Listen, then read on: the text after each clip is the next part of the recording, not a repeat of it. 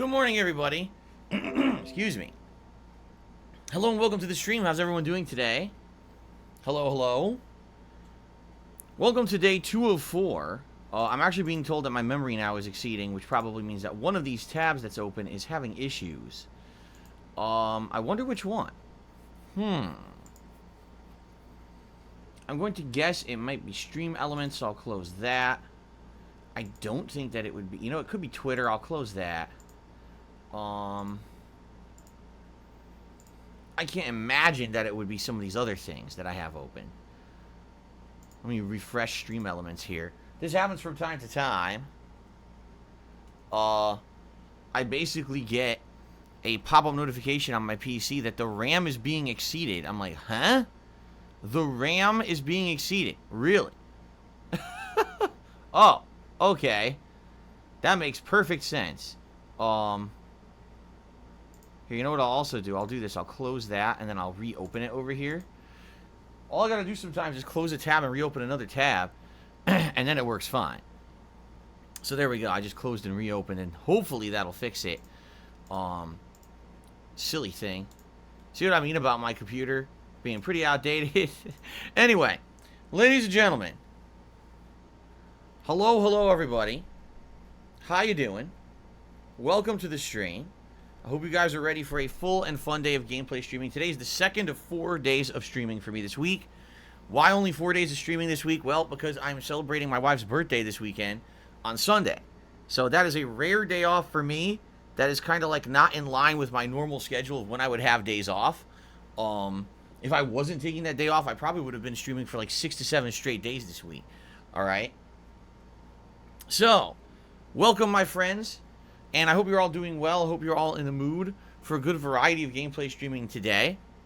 Let's talk, my friends. So, today is Thursday, the 2nd of September, 2021. Today is the second day of my new refreshed fall setup, meaning a lot of things have been updated. I've gotten new color overlays for the stream. We've got some new artwork here for the pre-streams. If you haven't noticed, there's a new animation that plays now during this pre-stream.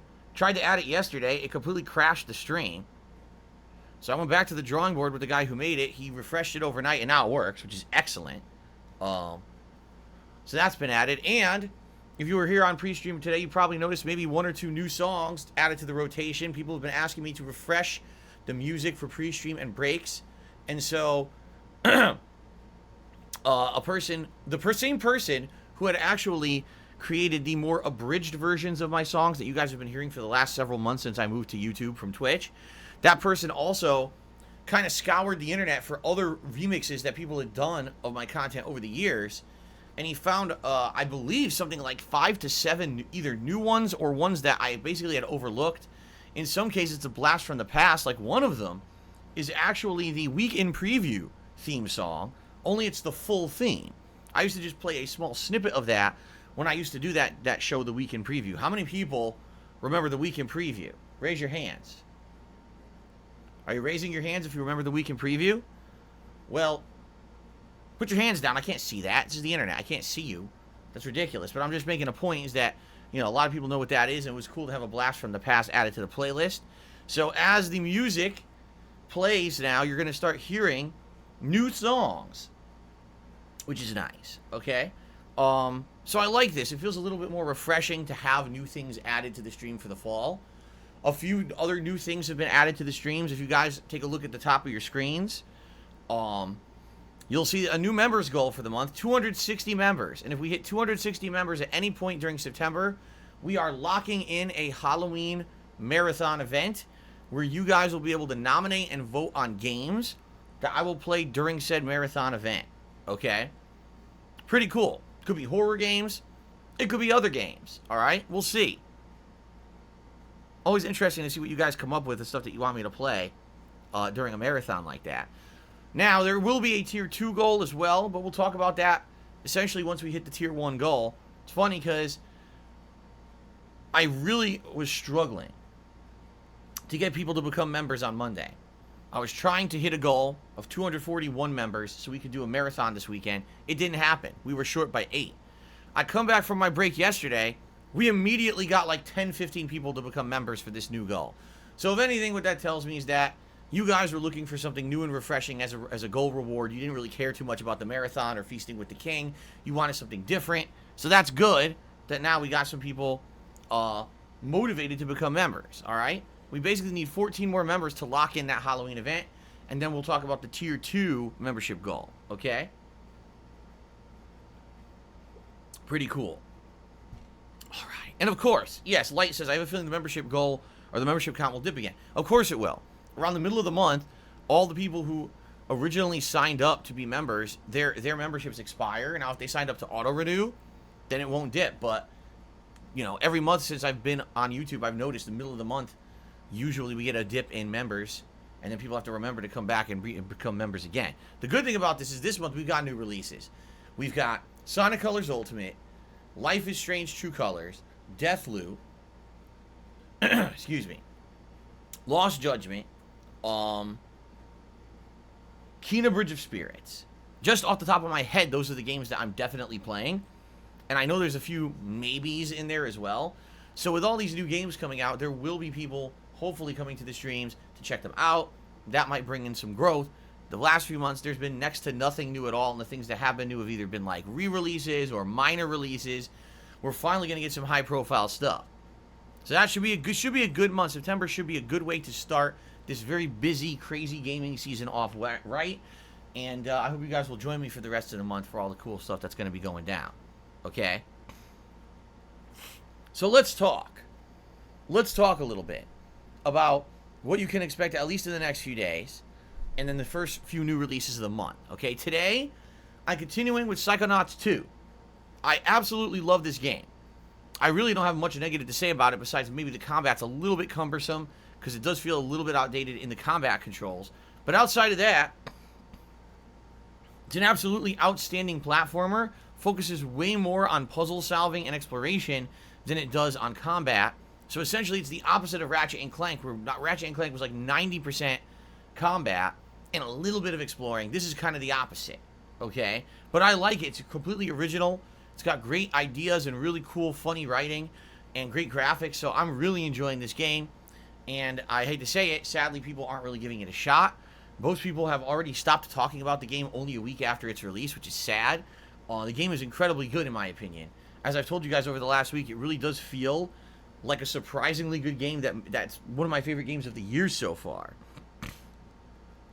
So, I hope you will join me today for a major stream. At this point, I think after today's stream, I want to say we'll be like 15 hours in? I actually forgot how far I am into the game. Today will be 13 hours. We'll be 13 hours into the game by the end of today's stream. The reports are that the game can be between 20 to 25 hours, but it depends on how much completionist run you're kind of trying to do. For what I don't understand, sadly, doing a completionist run doesn't really add to the game. It's not like it unlocks a whole extra stage or anything. It's basically just for the sake of saying that you did it. But I am still trying to do as many upgrades and collect as many items as I can when I'm doing these stages. So I'm excited for more. I hope you guys will chill with me today.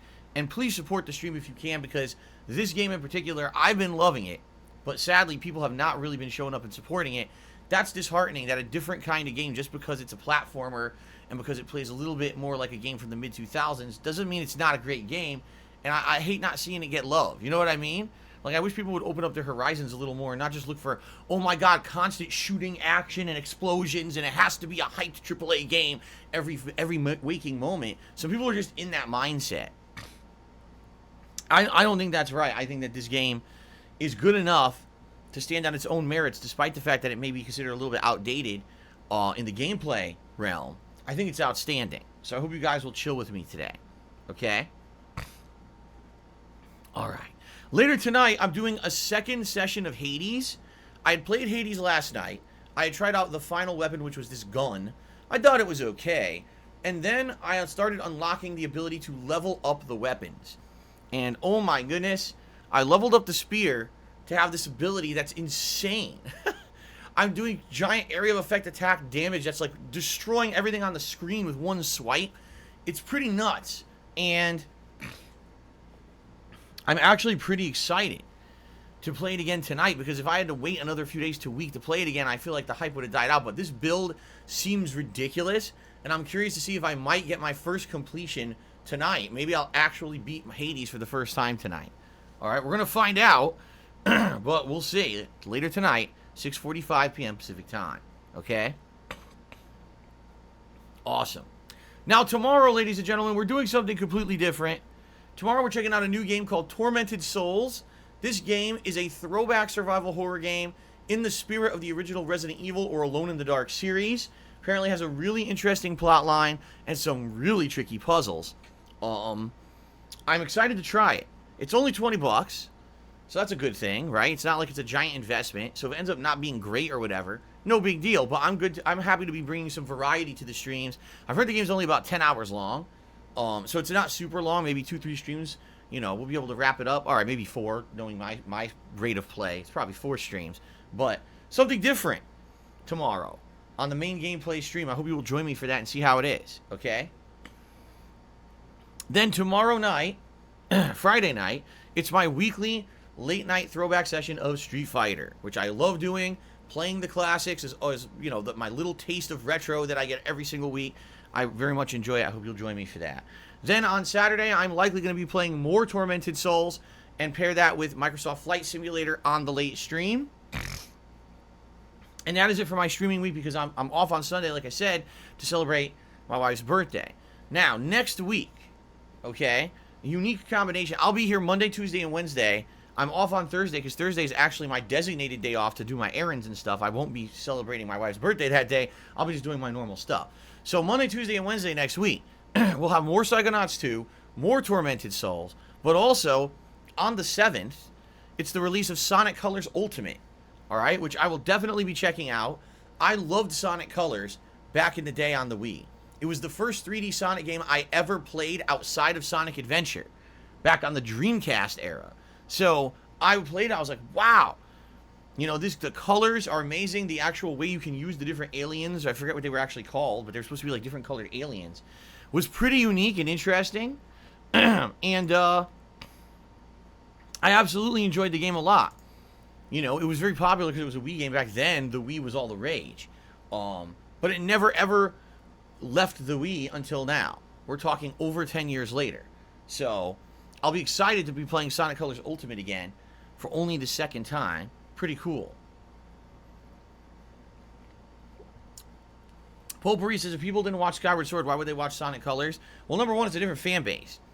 A incredibly lengthy RPG versus a fast-paced Sonic game. Very different kinds of games, okay? Admittedly, yeah, it's the same kind of nostalgic feeling of people who played the game over 10 years ago, but I do feel that it will bring in a different viewer base. We shall see. Okay, now, like I said, Thursday will be my real day off for the week, and then starting that Friday is actually the Life is Strange True Colors release, which should be interesting. And then that next week is Deathloop. So we've got a lot of stuff coming up in the next 1 to 2 weeks, a lot of new releases that'll be coming out, and I'll be balancing with the stuff I'm doing. I would assume that likely I will be beating Psychonauts 2 and or Tormented Souls, you know, within about a week to week and a half. So it won't be like, oh my god, Phil's playing way too many games at once. I don't think so. I think that we're actually going to start getting near the end of Psychonauts 2 within 1 or 2 streams. And Tormented Souls, like I said, isn't even a long game. So it should be a good variety of stuff until the new releases hit. Okay? Very nice.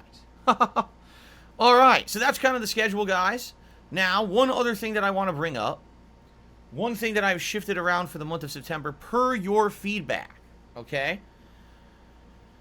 Previously, we had reward tiers for tips that I raised on a stream, and it would be at $50 I put on glasses, at $100 I put on a vest of your choice, and at $150 I put on a hat. Well, the feedback I got in September was, sadly, people wanted to see the hats, but it took too long to get there. It was rare when we hit the full $150 goal, so could I make that easier to hit? In which case I said, yeah, here's what we can do. If you guys really want this, we'll flip the ideas. We'll have it be that the hats are at 100 and the vest is now 150. Okay? And this will be good for 2 reasons. First of all, admittedly, when you're putting on the vest every single stream, it doesn't make it very special. These vests people have seen now for over a year. You know what I'm saying? Versus the hats are brand new.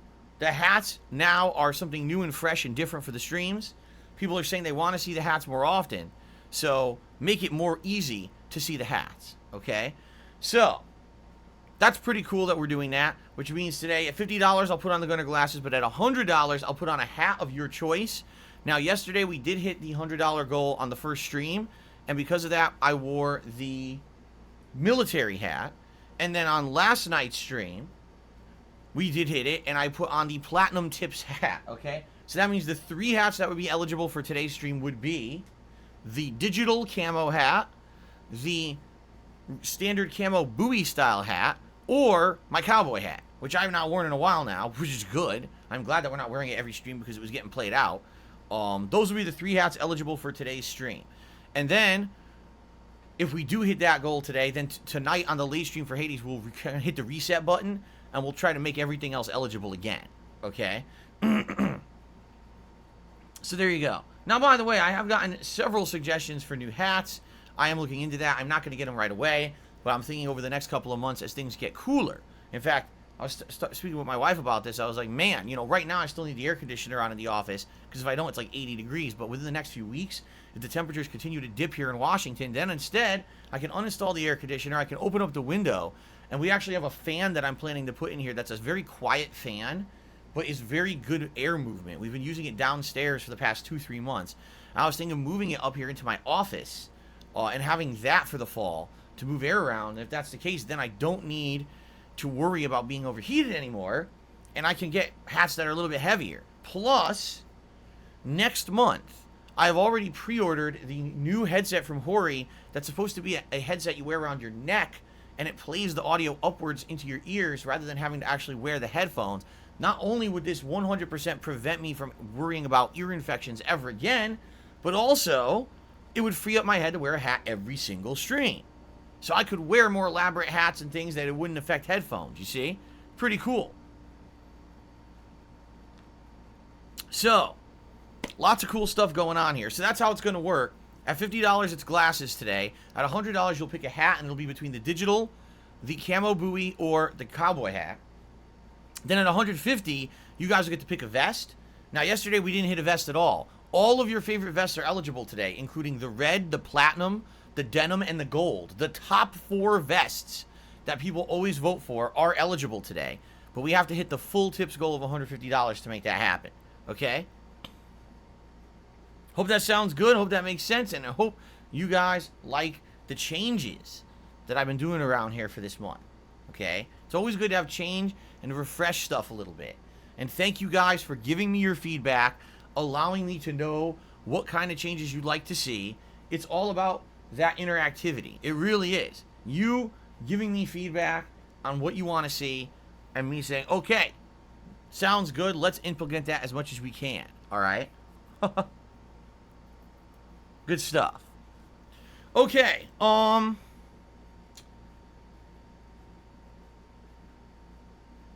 me see here.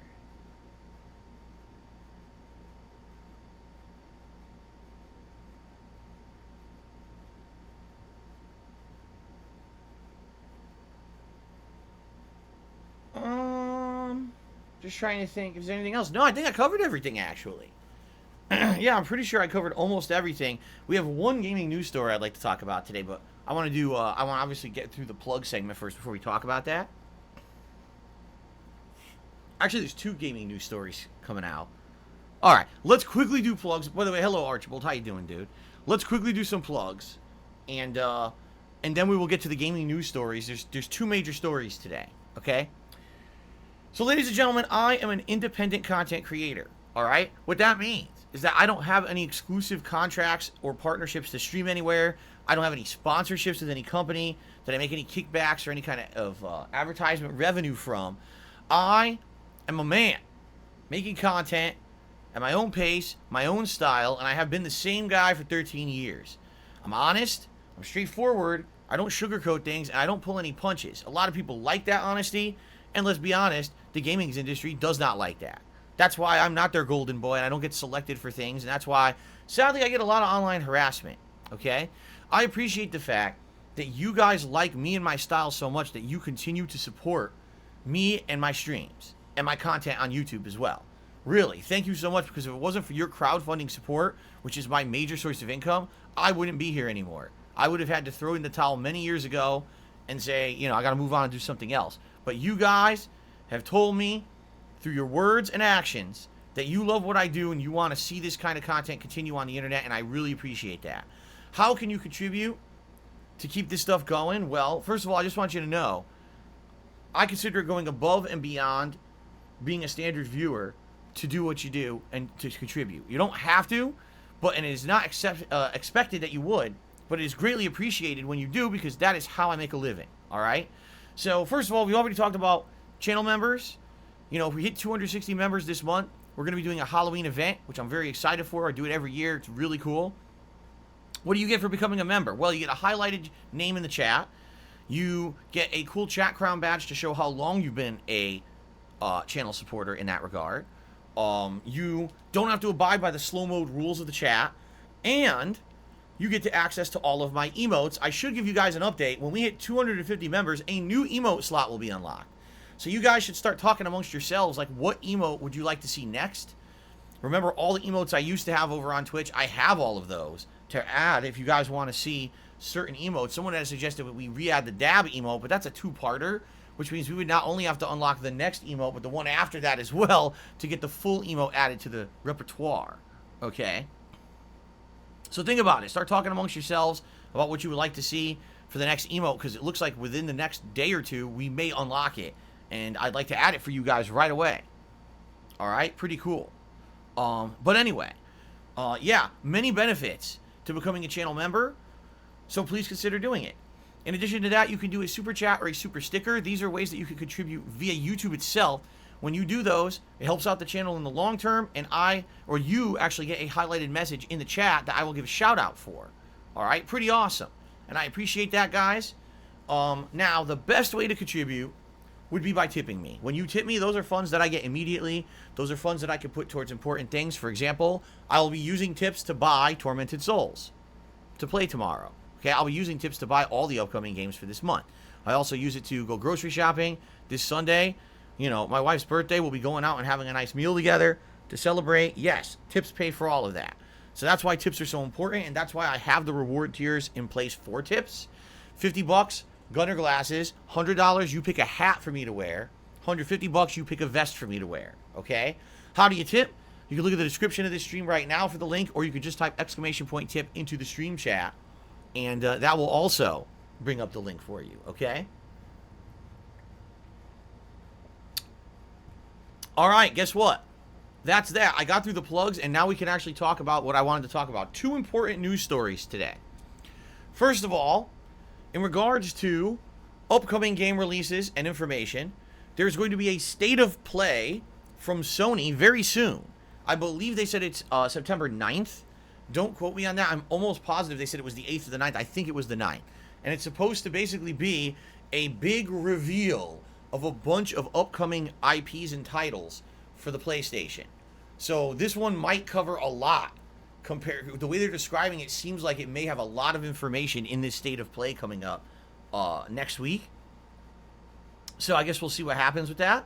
And of course, that's always exciting to hear that there's going to be new information about new games coming out soon. But in addition to that, THQ Nordic also came out with an announcement that later this month, I forget the exact dates as well. I think, again, this is like maybe another week forward or a week and a half forward.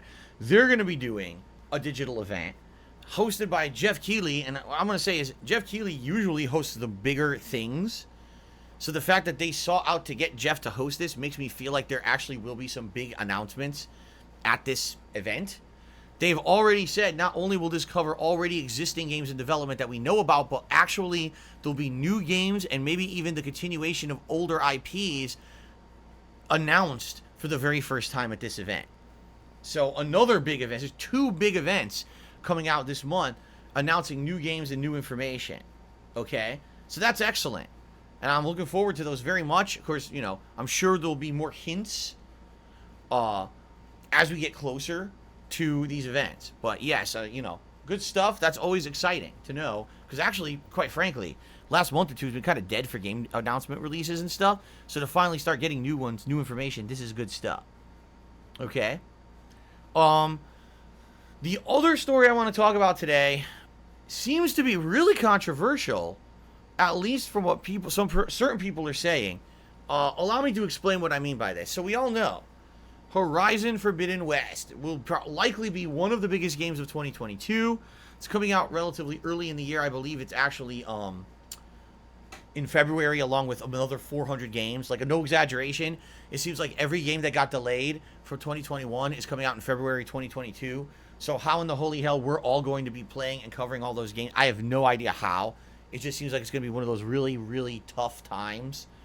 You know what I'm saying? To actually cover everything, all right? But anyway, Horizon Forbidden West is coming out relatively early in 2022. And today we got some information about the game that people are up in arms about, all right? So let's talk. First of all, it was recently announced that Horizon Forbidden West would be cross-platform. Originally, we thought it was going to be PlayStation 5 exclusive, but due to the limited availability of PlayStation 5 consoles to the public and the fact that scalpers just made the situation even worse, Sony decided they would make this game cross-platform, both PS4 and PS5, so that more people could play it and enjoy it, and not be stuck only playing it on PS5. And oh god, not only a small group of people can play it. Okay. By the way, not to say that only a small group of people bought the PS5, but we're talking an installed user base of ridiculous amounts of people who own PS4 and cannot get a PS5 versus those who were lucky enough to get a PS5 in the last year. They'd be basically shooting themselves in the foot if they were making this only for PS5 at this point. Okay?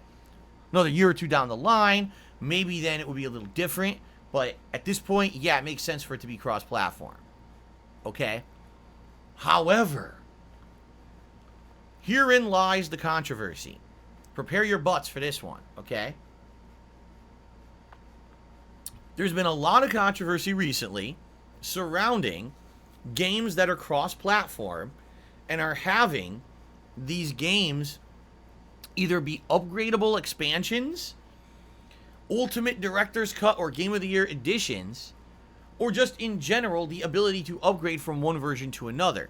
It seems like every single game developer is doing it completely differently.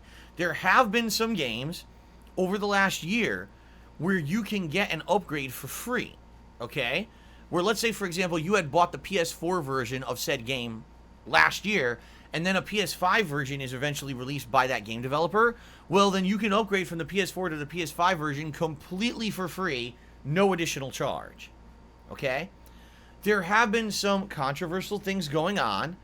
In particular, this just happened with Ghost of Tsushima, where Ghost of Tsushima had a PS4 edition that was a free upgrade. You didn't have to pay any money. If you owned it on PS4, you could get an updated PS4 edition with improved graphics and the like on PS5 for free. You didn't have to pay for it. And it actually upgraded the graphics to a full 60 frames per second on PS5, which blew a lot of people away, including me. I think the game looks gorgeous at 60 frames per second. Okay? That was a free upgrade. But then, if you wanted to play the DLC for the game, you couldn't just buy the DLC. You had to buy the newly updated Ultimate Edition, which a lot of people, I think it's called was it the Director's Cut or Ultimate? I think it was Director's Cut, wasn't it? But basically you had to pay $10 extra to unlock this edition of the game, which was very, very minor. Like maybe a few extra, graphical improvements here or there. Pretty much almost nothing new added to the game for $10, and then you had to pay an additional $20 for a grand total of $30 to get the DLC to play it on PS5. Now, if you only had the PS4 version, you didn't care about the PS5 because you don't have one, you didn't have to buy extra stuff. It was basically $20 for the upgrade. Okay? So now people were upset because they're like, wait a minute. Why do I have to pay $10 extra for the upgrade to PS5? The actual version of the PS4 game on PS5 is free. You don't have to pay for it at all. But if I want to play the DLC, you're forcing me now to buy another version of the game that you haven't even sold me that there's value on it, because the graphics look almost identical, and it's $10 extra in addition to the $20 for the DLC. So a lot of people had issue with this. However, it is important to note, if you buy the PS5 version of the Iki Island DLC for Ghost of Tsushima, you get the PS4 version as well. So as long as you bought the PS5 version, you've covered all versions of the game. And if you own the PS4 version, you get the DLC included. You don't have to buy it again. It's not like piecemeal where, oh, I bought the PS5 upgrade, then I had to buy the PS4 upgrade, and I had to drop 50 to 70 bucks to cover this thing. It's not like that. It was basically all inclusive. If you bought the most expensive one, you get everything. Okay? Still, people complain. They were very up in arms about this. They're like, I don't understand. Other game studios have been releasing games and having these new upgrades from PS4 to PS5 completely for free. So we're okay with paying extra money for the DLC, but we're definitely not okay with paying extra money for the PS5 version. It doesn't make sense when other people are doing it free. Okay? Now, people were, pretty vocal about this on social media for a while. And now, of course, the game's been out for a couple of weeks, so now it's calmed down. The fervor has calmed down. But now, all of a sudden, this morning, oh boy, here we go again. All right? So why are people up in arms this morning? Well, here's what was announced this morning, okay? If you buy Horizon Forbidden West on the PS4, great. You bought Horizon Forbidden West on the PS4. Congratulations. Enjoy it on your PS4 console, or enjoy playing the PS4 version on the PS5. If you buy the PS5 version of Horizon Forbidden West, congratulations. You own the PS5 version, and you can only play that on the PS5. You do not get the PS4 version included with it. By the way, there is no way for you to buy this game on PS4, and then if you happen to get a PlayStation 5 down the road, upgrade that to the PS5 version. You have to re-buy the game completely outright to play the PS5 version. Okay? So here, I'll give you some examples of scenarios. Scenario number one. You own a PS5, but someone that you game share with owns a PS4. Normally, you would game share games back and forth, and you've enjoyed game sharing games between console generations recently because most games have been cross-gen free upgrade. If you get Horizon Forbidden West, each of you will have to buy your own individual copies and cannot game share them because there is no crossover between the PS4 and PS5 versions at all. All right, that's scenario number one. Scenario number two. You currently own a PS4 Pro, and you buy Horizon Forbidden West. You're enjoying the game a lot. You're playing it maybe for 2-3 weeks. You're really having a good time with it. And then wow, I have an opportunity. I actually finally was able to buy a PS5. I sat there online all night, wasting monstrous amounts of my time, clicking like a mad person on the Walmart website. Finally got one added to cart, checked out. Holy shit, PlayStation 5, I'm actually getting one in a week. This is excellent. Well, man, I would love to carry over my playthrough of Horizon Forbidden West from my PS4 to my PS5. Too bad. You can't do that. It's not allowed. Oh, well, wait a minute. At least I own Horizon Forbidden West on PS4. So now when I get my PS5, at least I won't have to rebuy the game. Yes, you will. You'll have to spend $70 to buy the game again. You do not get it for free because you bought it on PS4, nor is there any avenue to upgrade for a discounted price. Well, at least I won't have to replay the game from the start. Yes, you will. You cannot carry your game progress over from PS4 to PS5. Okay? So this is what people are having issues with. They're like, what the frick? Why? When all these other games that have been coming out in the last year have had the ability to carry your save over, to transfer your files, to get an upgrade for a limited price. Why do you have to basically act like it's a totally new game? And essentially, that's what we're being told. That's what Guerrilla, what is it? Is it Guerrilla Studio, Guerrilla Games or whatever? That's what they're saying. They're basically saying, sorry, Horizon Forbidden West on PS4 is one game. Horizon Forbidden West on PS5 is another game. There is no crossover whatsoever. You must rebuy. Okay? Now, the thing that gets me about this is if other companies are doing it, why can't Sony and Guerrilla Games? Why can't they? And the answer, in my opinion, is There is none. This is actually a deliberate plot. I feel it is. I feel like they sat down and they're like, wait a minute. We're missing out on a lot of money, man. Like, there's some people there who are going to want to play both versions, and we could double down and get double money, right? I really feel this. I don't feel that this is consumer friendly at all, and I feel that this is actually them analyzing the market and saying, we deliberately are doing this to make more money, because there's no excuse for it. It's the same game. They're already going to have both versions of the game out. There's no additional R&D here. It's already done, right? The cost has already been spent, and I understand they maybe want to recoup their cost, but actually expecting people to buy the game twice is pretty ridiculous, okay? Now, apparently, the way that they're trying to spin it, which in my opinion is bullshit, they're trying to say they're going to sell an Ultimate Deluxe Edition, where I think it's supposed to be like $80 or $90. Don't quote me on that because I didn't confirm the pricing, and it may be different per region too. But apparently there's supposed to be Ultimate Edition. And when you buy the Ultimate Edition, you get the PlayStation 4, the PlayStation 5, and DLC for the game versions all included in this all-encompassing package. All right? Now, if you want my honest opinion, this is what they're going for. They're not expecting that anyone's going to piecemeal buy the PS4 and then the PS5 edition. They're thinking people are going to want to future-proof their purchase. And they're going to say, well, I may get a PS5 down the road, and I absolutely would want to play the PS5 version, but I don't want to rebuy the game from the ground up again. So I'm going to just go right for it and spend $80 or $90 or whatever it is, that giant price tag for this game from the get-go, and that'll protect my investment. Okay? Of course, that's under the assumption that people are all readily going to be able to get the PS5 within the next year or two, and people will care about playing this game on PS5 if they've already played it on PS4. And this is what people are up in arms about. They're like, now, wait a minute. If all these other game developers in the last year offered the free upgrade, offered the ability to game share, offered the ability to transfer save files, why all of a sudden, a year after PS5 release, is this now going away? And is this going to create a slippery slope where other game developers are going to say, oh, well, if Guerrilla Games can do it, we can do it too. Fuck it, we want more money too. So everyone charge $80, $90 for an Ultimate Edition that gives you every version, and that way we make some extra money at launch. With no extra investment, because we already were making the two versions of the game anyway. Right? So I can see, here's the thing, I can see both sides of the equation. Alright? The game developers are looking to make some more money. They feel if they make a little bit extra money and they're giving you more content for it, it's worth it.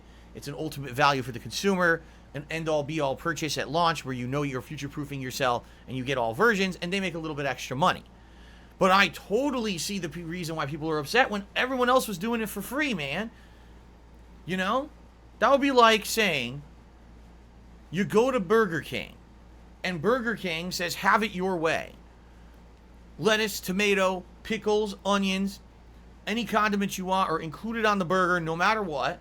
You get it for free. It's included.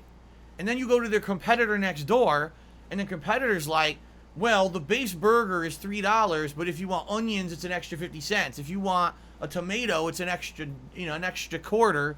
Each pickle's a quarter. So by the time you build your burger, now it's like $6 because they nickel and dime you every piece of the burger when you get it. Obviously, people are going to say, well, Burger King is the better value because everything's included for free when you bought it. Like, why did the place next door charge me for every little thing? That doesn't make sense at all. Okay? So, I don't know. I could definitely see the two sides. And, whew, you know, ultimately, how this goes may actually determine what all game developers are going to do moving forward. Because if this works and a lot of people buy the Ultimate Edition to cover their ass, then other game developers likely are going to say, well, that's money that we're losing out on by giving shit for free. Forget that. We're not giving nothing for free no more. Everyone has to buy the $80 to $90 Ultimate Edition at launch. Okay? Or it could go horribly. It could end up shooting them in the foot and people are like, wow, this is totally negative PR for them that they're doing this when everyone else is giving it out for free. just buy the base version you want and fuck them, don't give them an additional dollar. I don't know how it's going to go. I mean, I think ultimately it's also going to depend on how good the game is. Horizon Zero Dawn was very, very well received as one of the best games of that year. And to this day, people say it's still one of the best games on PlayStation 4. So if Forbidden West ends up being just as good, if not better, and ends up being almost like a system seller for PS5, then arguably I don't think it matters what editions they offer. People are just clamoring for a really good game on PlayStation right now. All right? But if it's just kind of so-so, then maybe this will be a major thing. I don't know. Yeah, you know, we're definitely in a very unique time. On the one end of the fence, we've got Microsoft releasing everything under Game Pass, right? Like every major Microsoft game is under Game Pass. So you pay $15, $16 a month and you're getting every version of the game, right? Of all new games, and you're not spending any extra money. On the other end of the fence, Sony is saying, hey, pay us $80 to $90 if you want cross-gen versions of our games per game. It's like, what the frick is going on? It's like, it's not even like they're the same market anymore. It feels like it's two completely different products. Even though it's not. It's all video games. But man, are they taking completely different approaches to the selling and the marketing of these games. And it's going to be a very interesting time for us to see what happens I would argue, the next 6 months to year, to see once more people are able to get the next-gen consoles, how this is going to affect sales. We don't even know right now what the profit margin is on Game Pass. We have no idea.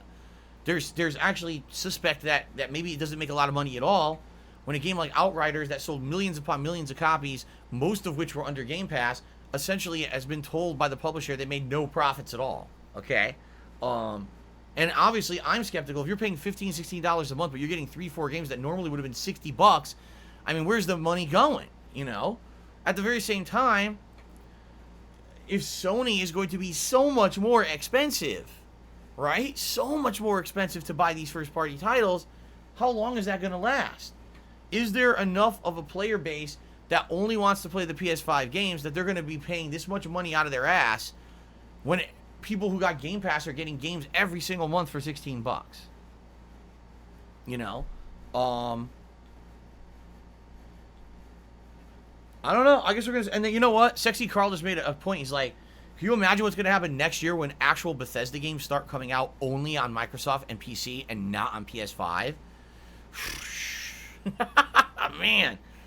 Man, oh man. I don't know. We are really at a historic time for games right now. We are. We're actually in historic times. We are out of those shitty down times where it didn't really matter what was going on and, you know, oh man, everything's the same. These are actually exciting times right now. So, yeah, I cannot wait to see what happens. And I understand the controversy around it. Personally, I know my wife wants to play Horizon, right? Obviously, I'm going to be playing Horizon. So I guess it kind of makes sense to buy the Ultimate Edition then. And then we can game share. She can have the PS4 version. I'll play the PS5 version. Why would she buy it for $60 and me buy it for $70? When if you spend $80, you get that all the versions plus the DLC. That wouldn't even make sense, right? At the very same time, it's frustrating because man, if it was under Game Pass, none of this would be an issue. Right? Alright. Anyway, that's what's going on in game news, my friends. Let's do some shout-outs, shall we? Alright, let's start off with YouTube shout-outs. It looks like we have one super chat this morning from Super Blimp. And he says the following. Do you think mobile phones will ever be used as a viable alternative to console and PC gaming in the coming years? Well, here's the thing. Mobile gaming absolutely is insanely huge and profitable. Alright? From all reports, mobile gaming is in some ways more profitable than console and PC gaming. It's the microtransactions. That's why. The frequent microtransactions. A lot of mobile games, in fact, the majority of mobile games are free to play, But in order to make any advancement or get anything good in the game, they expect you to spend. And most of these games do not have determined rewards for when you buy something. They're randomized. Loot boxes. Okay? Mobile phones are advancing at a very steady rate. I mean, there are some mobile phones that are able to run graphics similar to, say, almost PlayStation 3 level at this point. Okay? The issue with a mobile phone is battery life. Because when you're running a high-end looking video game on a phone, typically it'll kill your battery within a couple hours. So, if they can make a phone that has exceptionally long battery and great graphics, okay, the only other hurdle is the control scheme. If you can make games that can use touchscreen controls, you've got all the factors you need to have a viable portable console in your hand, in your phone. But I feel like we're not there yet. I feel like we're getting there, but not yet. I feel like if we just need a little bit more battery, and definitely these game makers need to figure out how to make almost console-worthy controls with a touchscreen. Once they do that, I don't see the difference. They could definitely be making more watered-down versions of these games for mobile phones. That will sell likely more. I mean, again, imagine if you could get, right now, Psychonauts 2 for free on your phone, but basically you kind of have to do microtransactions to advance, right? They'd probably make a ton of money. That's how it is. Like, all these games, you make a ton of money if they're free to play, but then you dump extra money to keep going. The other thing that I have to say is, typically with mobile phones, mobile phone games, the reason that they work the way that they work is because there's really no end game. And what I mean by that is a lot of these games are endless. There's always another level to reach. There's always a new item or character to unlock. There's always another upgrade to achieve. There's no end game. There's no you beat it, game over. So because of that, it's an endless cycle of spending, you see? That's really why these mobile games are so profitable, because you can never essentially beat the game. With every console game, except for MMOs, and with most PC games, there is an end game feel to it. You know, I would argue not just MMOs, but also these new kind of battle royale games don't really have an end game, right? They're endless. You just keep playing them over and over. Exactly, my ruin. It's a live service. Most mobile games are considered live service games. They will always keep being updated to have new content, and there's no actual end in sight. So that's why they're profitable.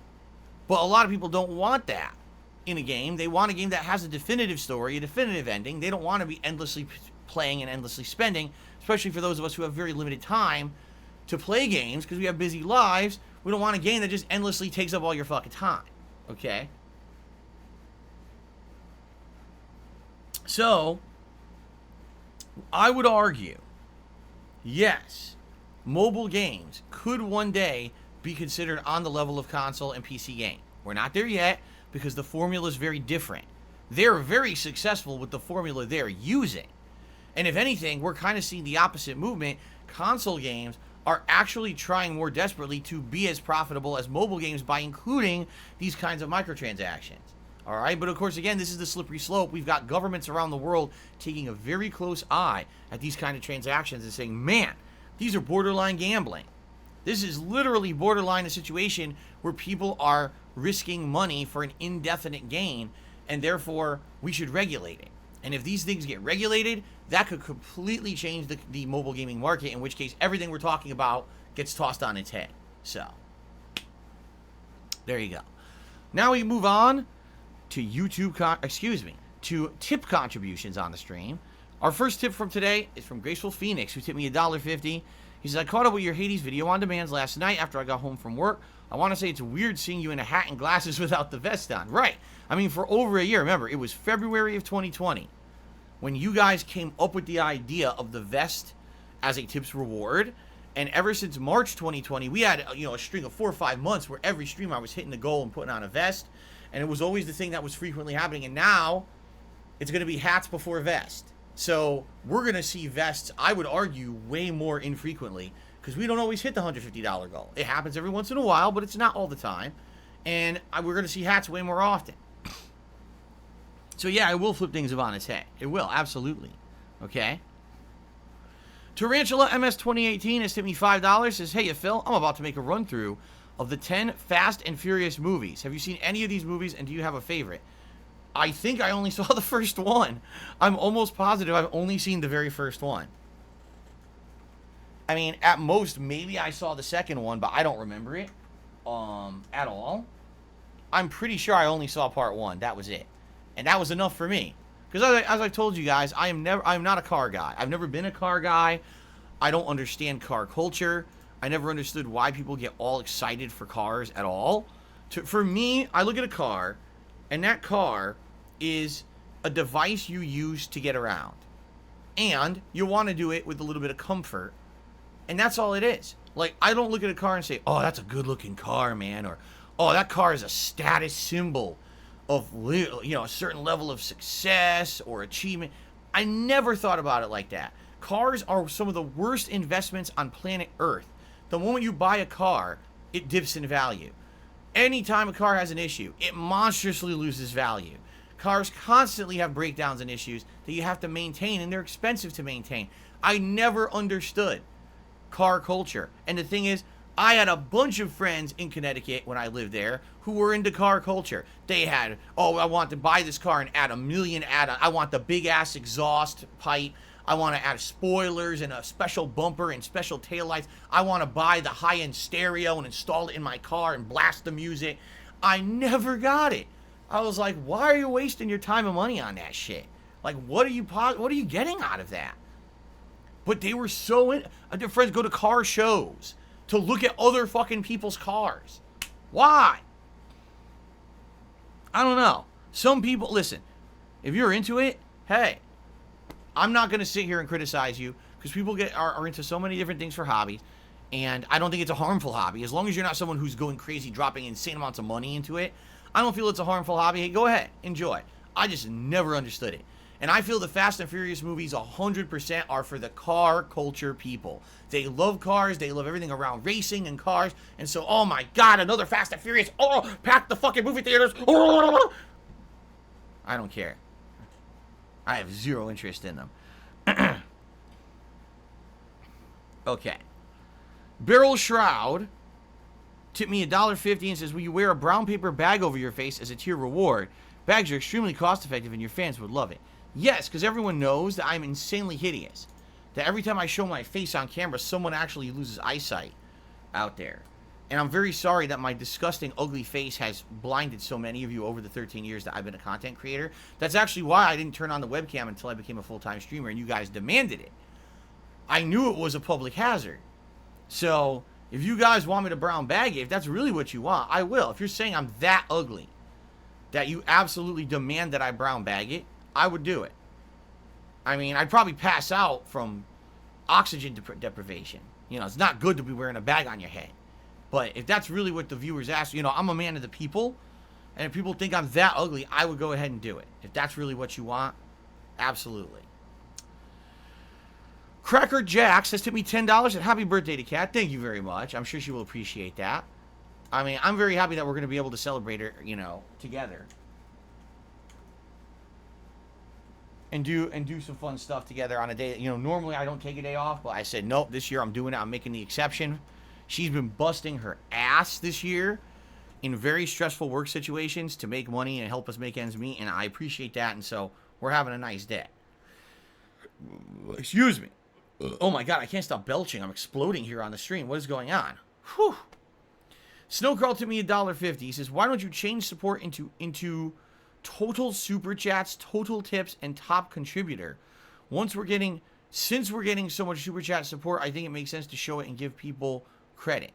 Well, okay.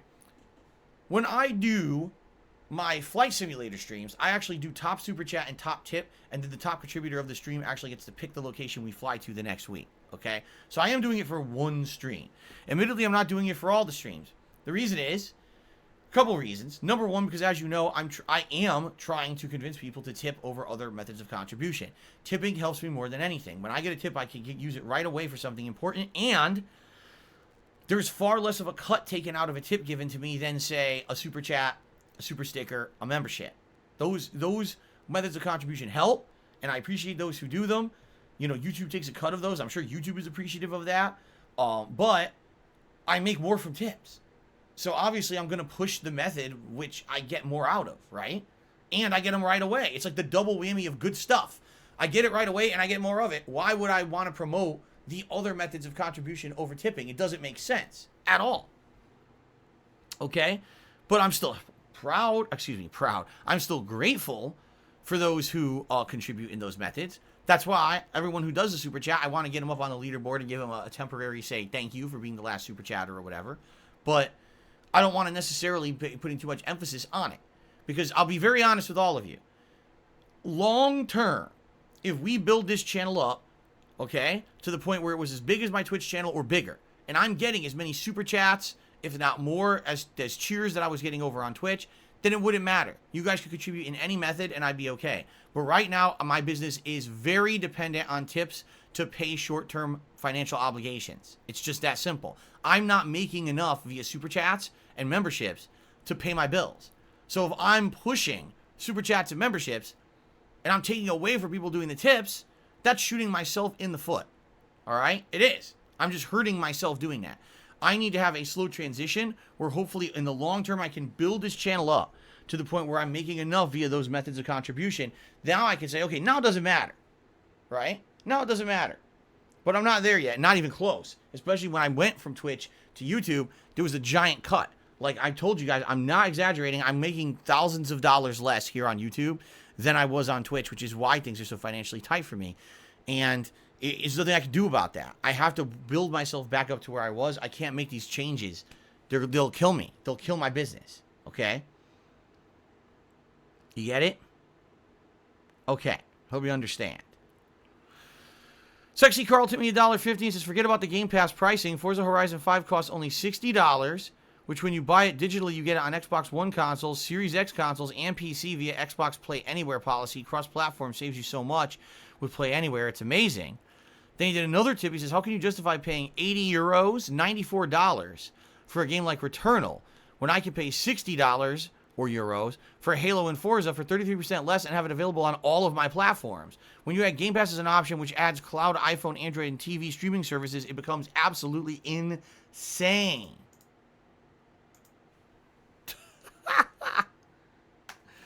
Oh my God. Microsoft Game Services Game Pass, the prices are insane. There used to be this guy, he was Crazy Eddie. Anyone remember Crazy Eddie from the 1980s? You probably don't. There was a guy on TV, he had an electronics store that was based in like the tri-state area, New York City and everything. And he was crazy. He actually would come on screen on his ads on TV and look like a madman. He'd go, Crazy Eddie, the prices are insane. People laughed so much at him. They would actually go to his stores just because he acted like an asshole in the ads. And it sounds like you're comparing something that's so expensive to something that's so consumer friendly. It's like such a blow your socks off kind of value. That's where we are right now. Didn't he go to prison? Maybe he did. Perhaps he did. I have no idea. I don't know that much about it.